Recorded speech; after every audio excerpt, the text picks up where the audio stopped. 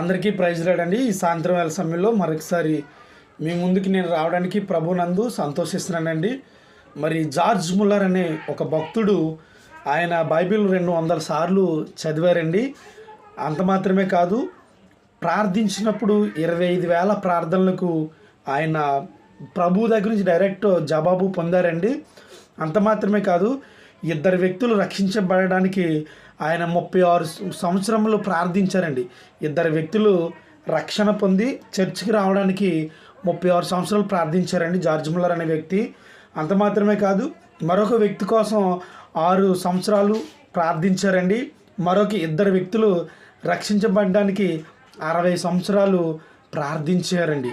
George Muller అనే భక్తుడు. మరి ఆ భక్తుడి ద్వారా నువ్వు నేర్చుకుంటుంది ఏంటంటే, కనీసం నువ్వు ఒక్కరినైనా రక్షించగలుగుతున్నావా? నీ ప్రార్థనకు జవాబు పొందగలుగుతున్నావా?